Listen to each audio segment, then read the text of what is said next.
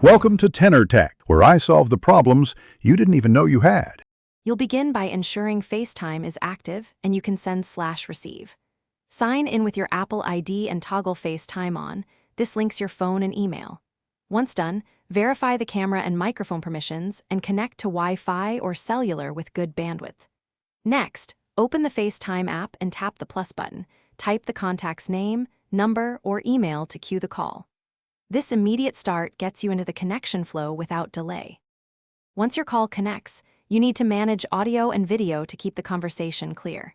Tap the screen to reveal mute, flip camera, and speaker buttons so you can switch between front and back cameras or mute quickly.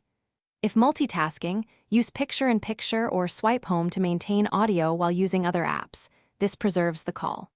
To expand the conversation, press Add Person and invite more contacts for group FaceTime, and make sure everyone has stable bandwidth to avoid lag. To finish, tap the red End button and review call history in the FaceTime app if you need to retry or follow up.